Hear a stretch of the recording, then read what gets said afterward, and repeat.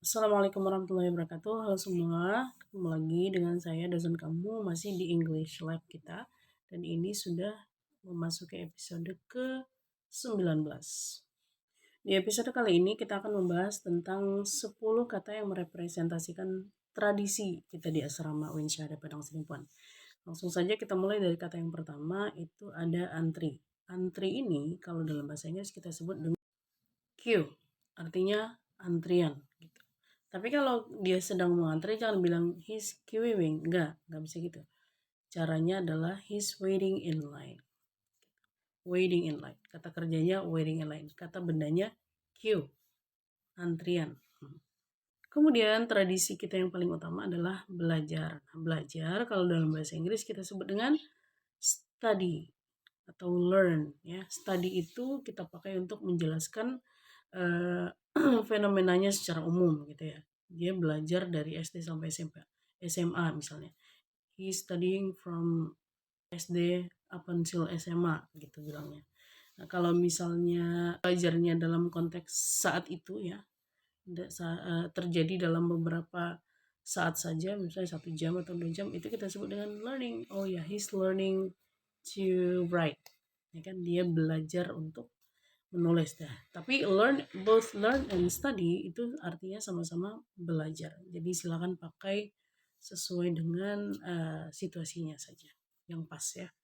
Kemudian kalau sholat berjamaah itu apa ya bahasa Inggrisnya? Nah itu kalau dalam bahasa Inggris kita sebut dengan congregational prayer. Congregational prayer. Sholat berjamaah. Silakan di pause dulu videonya dan dicoba dulu mengucapkan vocabnya. Congregational prayer. Sholat berjamaah. Kemudian mengaji itu apa sih bahasa Inggrisnya, mengaji Quran ya. Nah itu kita sebut dengan recitation. Pengajian Quran gitu ya. Recitation ini biasanya kata recite itu biasanya kita pakai untuk kitab suci ya. Reciting the Quran gitu ya.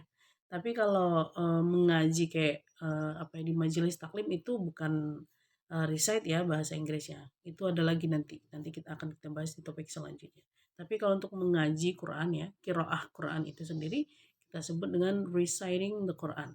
Kata dasarnya adalah recitation. Selanjutnya, tradisi yang setiap hari kita laksanakan adalah bersih-bersih. Nah, bersih-bersih kalau dalam bahasa Inggris kita sebut dengan clean up. Clean up. Oh ya, he's cleaning up after the meal.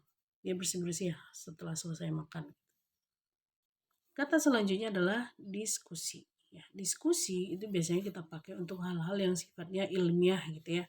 Diskusi tentang tugas mata kuliah, diskusi tentang proyek penelitian dan lain sebagainya. Nah, kalau diskusinya tentang aib kawan di kamar sebelah, itu sih bukan diskusi ya, itu kita sebut dengan gosip, gossiping. Kalau untuk diskusi yang ilmiah tadi, nah itu kita sebut dengan discussion, ya, discussing.